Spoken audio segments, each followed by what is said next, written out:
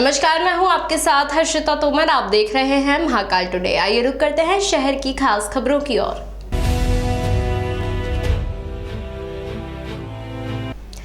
छेड़छाड़ के विवाद में दो पक्षों में जमकर हथियार चले हैं, जिसमें से दोनों पक्षों के आधा दर्जन से अधिक लोग घायल हो गए हैं। घायलों को जिला अस्पताल में भर्ती किया गया है। मामले में पवासा थाना पुलिस जांच कर रही है। शंकरपुर में रहने वाले दिनेश पिता नरसिंह कछावा उम्र 22 साल का मक्सी रोड स्थित पाटपाला में ससुराल है। शनिवार रात को वह ससुराल गया हुआ था। इसी दौरान वहां रहने वाले राहुल, उसके भाई अनिल, कपिल, मुकेश और विजय नामक एक ही परिवार के सदस्यों ने उस पर हमला कर दिया। दिनेश को बचाने में उसकी सास शारदा, पति लक्ष्मण गरासिया भी घायल हो गए हैं। दूसरी तरफ से भी विजय, मुकेश और लीला बाई भी घायल हुए हैं। छेड़छाड़ के विवाद में दोनों पक्षों में पहले भी विवाद हुआ था, लेकिन दूसरे पक्ष की तरफ से लगातार हरकत करने के चलते दोनों पक्ष आमने सामने हो गए। घटना के बाद घायलों को जिला अस्पताल में भर्ती किया गया है। मामले में पवासा थाना पुलिस जांच कर रही है। मेरी वो लड़की को छेड़छाड़ कर रहा था नहीं, तो इस चक्कर में मेरे को गुस्सा आ गया, तो उसको मैंने 1-2 लपड़ मार दिया। तो वो पलट के वापस मेरा मारने लग गया। उसकी माँ और उसका बाप भी आया, उसका भाई भी आया और 2 उसका मामा है, मुकेश और विजय, 2 उसके मामा है और एक उसकी मौसी का लड़का है कपिल। और ये राहुल छेड़छाड़ कर रहा था लड़की को। कितने समय से कर रहा है छेड़छाड़? मतलब 6 महीने से, जब से मैं बर्दाश्त कर रही थी। मैंने कहा मेरी लड़की की इज्जत खराब हो जाएगी, इसलिए मैं खामोश रही जब से। और अब हद से पार होगी सर, मैं कब तक बर्दाश्त करूं। घर में आपकी तोड़फोड़ की और गाड़ी वगैरह में भी नुकसान हुआ? हाँ, गाड़ी में भी नुकसान पहुँचाए। नहीं, लाठी की दे कांच वाँच फोड़ दिया, पूरी गाड़ी की तोड़ फोड़ कर दी उन्होंने। कहाँ शिकायत की आपने इसकी? बस ये पवासा में की थी शिकायत, तो पर अभी सुनवाई नहीं कर रहा है मेरी पुलिस वाला। कौन कौन घायल है यहाँ पर अभी? किसको लगी आपके घर पे? मेरे को लगी है शारदा बाई को। हाँ। और मेरे दामाद को लगी है दिनेश कछावा को। घर पे हुआ था सर, घर पे पाटपाला में, और घर पे बैठे थे सर, तो घर पे आके मारा अपने लट से हमले आके। कौन? शारदा बाई, राजेश और एक वो दिनेश और एक वो कृष्ण गोपाल, वो बाहर से आया। और 3 लड़की है उनकी। हाँ न, और 3 लड़की है, एक तो काजल और एक वो बिंदिया और एक वो भाना और उसकी मम्मी शारदा। इन्होंने मारा सर लट से। ये हमारे घर पे आके मारा सर उसने। हाँ, मेरी मम्मी के घर पे मारा, लट से मारा और पत्थर से मारा।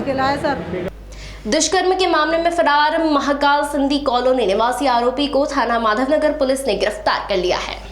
उज्जैन की थाना माधवनगर पुलिस को रविवार को एक बड़ी सफलता हाथ लगी है। थाना माधवनगर पुलिस ने जानकारी देते हुए बताया कि 30 मार्च वर्ष 2022 को फरियादी ने थाने में दुष्कर्म का एक मामला दर्ज करवाया था। मामले में पुलिस को आरोपी की तलाश थी। आरोपी महाकाल सिंधी कॉलोनी का रहने वाला है। पुलिस ने घेराबंदी कर रविवार को आरोपी को गिरफ्तार कर लिया है। पूछताछ के बाद उसे न्यायालय में पेश किया जाएगा। 30 मार्च 2022 को एक फरियादिया ने अपने माता पिता के साथ आके थाना माधवनगर पर एक 376 धारा में प्रकरण दर्ज करवाया था आरोपी के खिलाफ, जो आरोपी महाकाल सिंधी कॉलोनी क्षेत्र का रहने वाला है, जिसे आज दिनांक को गिरफ्तार किया गया है, जिसे न्यायालय पेश किया जाएगा। और भी कोई पूर्व में अपराध है आरोपी के खिलाफ? हाँ, पूर्व में भी रिकॉर्ड है आरोपी के खिलाफ। हिंदी और गुजराती भाषा में गाने वाले प्रसिद्ध प्लेबैक सिंगर मनहर उदास रविवार को उज्जैन पहुंचे। इस दौरान उन्होंने महाकाल मंदिर जाकर भगवान महाकालेश्वर के दर्शन किए। इस धार्मिक यात्रा के दौरान उनका परिवार भी उनके साथ रहा। यहाँ आपको बता दें कि मनहर उदास गुजराती और हिंदी भाषा के जाने माने गायक कलाकार हैं और बॉलीवुड की तमाम फिल्मों में उन्होंने प्लेबैक सिंगर की भूमिका निभाई है। मीडिया से चर्चा करते हुए उन्होंने कहा कि ऐसा कोई अभिनेता नहीं है इसके लिए उन्होंने गाना नहीं गाया हो, और फिर चाहे अमिताभ बच्चन और विनोद खन्ना हो या फिर अजय देवगन और अक्षय कुमार। उनके मुताबिक हिंदी फिल्मों में वे अभी तक 350 से अधिक गाने गा चुके हैं। वहीं अन्य भाषाओं को मिलाकर उन्होंने 11,000 से भी अधिक गाने गाए हैं। उन्होंने कहा कि भगवान महाकाल की कृपा से उन्हें बाबा के दर्शन का मौका मिला है।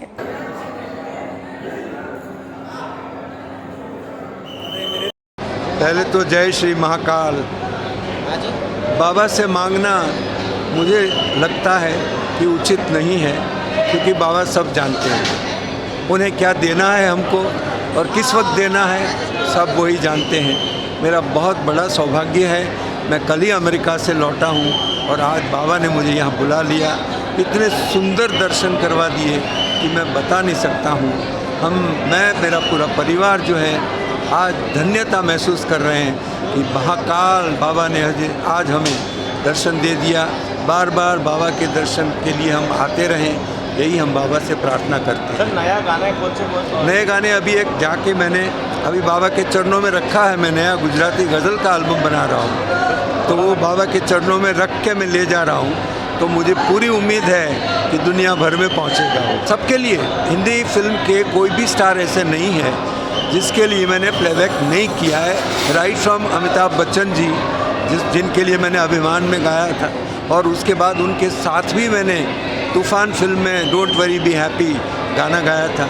उससे लेकर जैकी श्रॉफ हो या विनोद खन्ना हो या कोई भी स्टार हो, अजय देवगन या अक्षय कुमार, वो सब के लिए मैंने गाना गाया।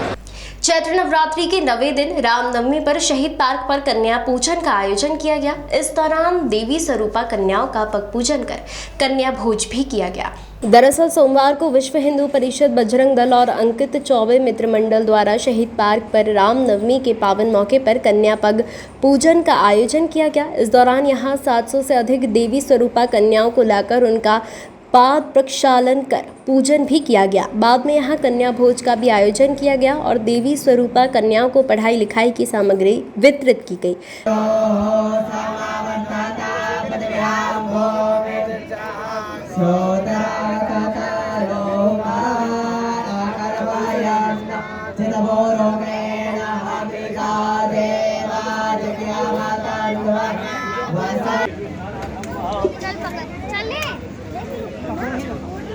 एक मिनट मोबाइल बेटा थोड़ा पीछे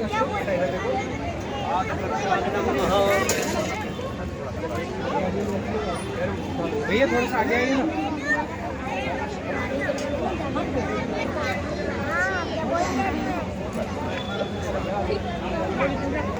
बजरंग दल के जिला संयोजक अंकित चौबे के मुताबिक 700 से अधिक कन्याओं को लाकर यहां उनका पूजन किया गया। कन्याओं की पढ़ाई लिखाई को ध्यान में रखते हुए उन्हें पाठ्य सामग्री भी वितरित की गई है।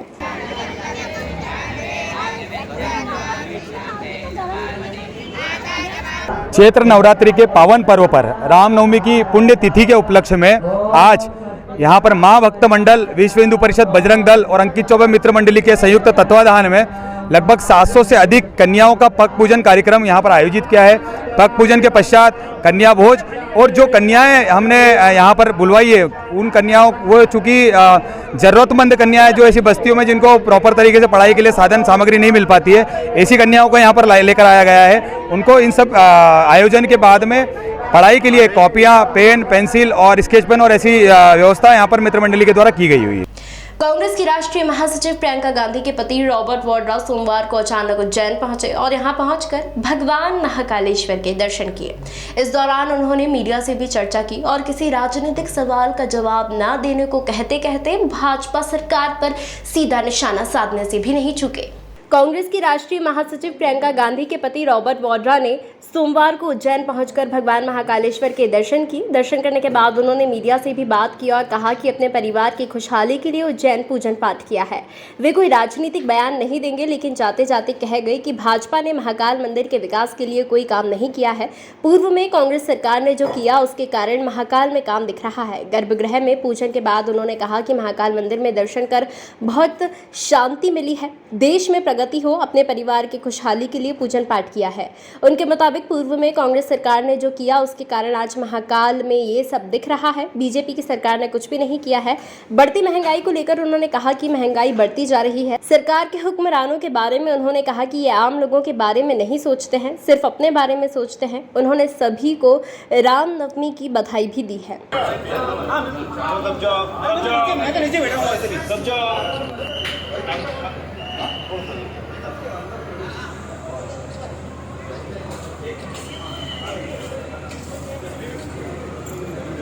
भैया आपका मोबाइल करूँगा मैं? अरे चुपचाप रहो यार।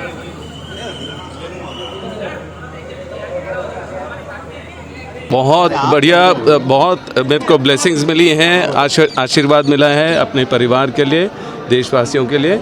आज बहुत अच्छा दिन है, रामनवमी का सबको शुभकामनाएं देता हूं।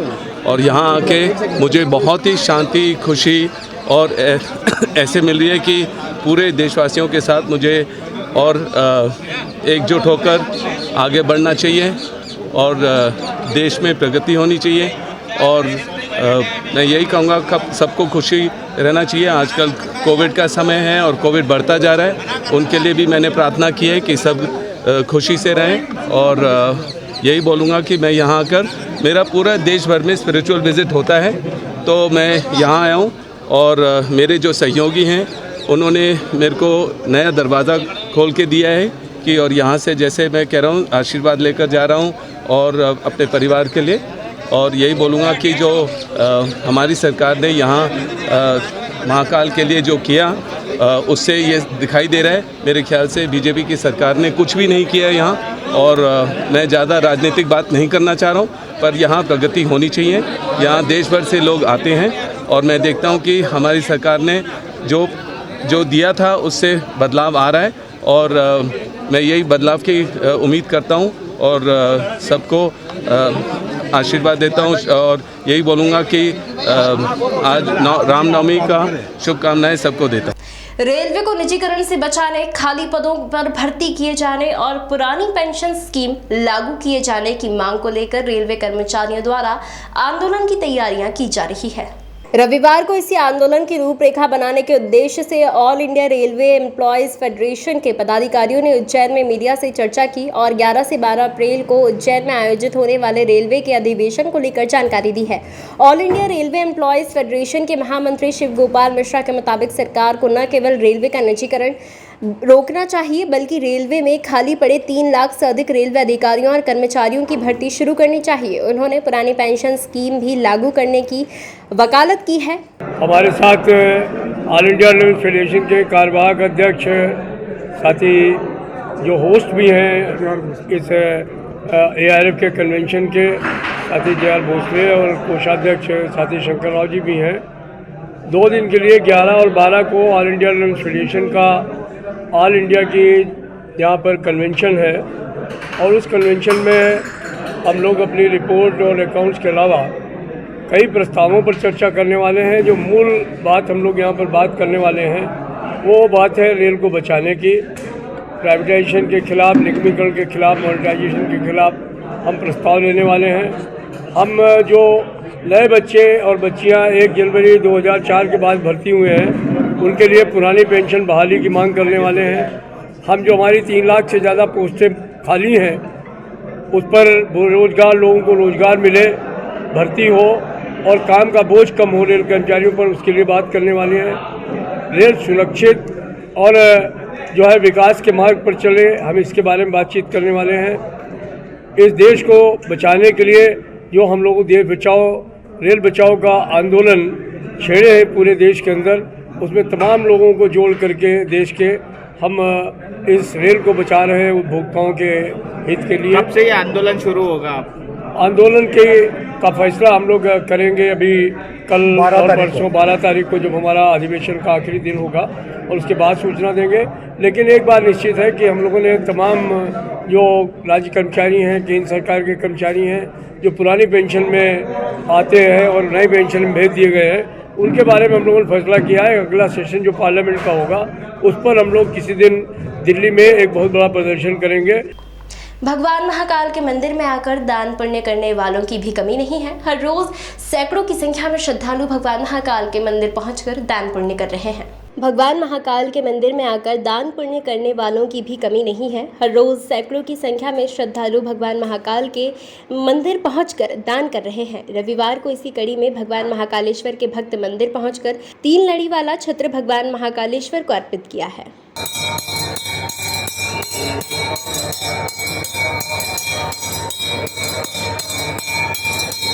महाकाल के भक्त हैं पल्लव जी गुप्ता। महाकाल में इनकी अनेक आस्था है, बाबा में बहुत विश्वास रखते हैं। ये हर वर्ष कुछ न कुछ सामान चांदी का ये भगवान को अर्पण करते हैं। तो उसी श्रृंखला में इस बार ये 3 लड़ वाला छत्र लेके आए हैं भगवान महाकाल को चांदी का अर्पण करने के लिए। 3 किलो 600 ग्राम के लगभग है। उज्जैन के महाकालेश्वर मंदिर में राजाधिराज बाबा महाकाल की भस्म आरती बाबा को भस्म रमाकर की गई। यहाँ बाबा का आकर्षक श्रृंगार किया गया। बाबा का जलाभिषेक कर श्रृंगार के बाद श्री पंचायती महानरवानी अखाड़े के प्रतिनिधि ने बाबा महाकाल को भस्म अर्पण की। भस्म आरती के दौरान बाबा का आकर्षक श्रृंगार भी किया गया। धार्मिक नगरी उज्जैनी में विश्व प्रसिद्ध बाबा महाकालेश्वर के दरबार में प्रतिदिन होने वाली बाबा महाकाल की भस्म आरती आज तड़के 4 बजे की गई। यहाँ बाबा महाकाल का आकर्षक और नयनाभिराम श्रृंगार किया गया। श्रृंगार के पश्चात बड़े हर्षोल्लास के साथ बाबा महाकाल की भस्म आरती की गई। ऐसी मान्यता है कि बाबा महाकाल की एक झलक पाने से हर व्यक्ति विशेष हो जाता है।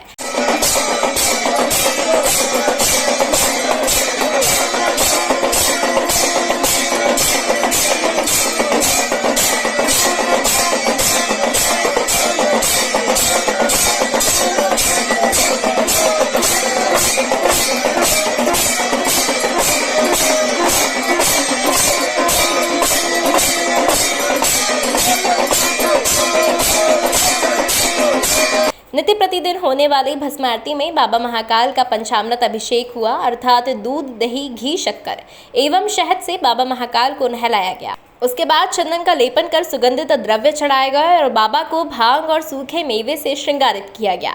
इस बीच पंडितों द्वारा मंत्रोच्चारण किए गए। फिर बाबा को श्वेत वस्त्र ओढ़ाकर भस्म रमाई गई। भस्मीभूत होने के बाद झांझ मंजीरे, ढोल नगाड़े, शंखनाद और जय महाकाल के उद्घोष के साथ बाबा महाकाल की भस्म आरती की।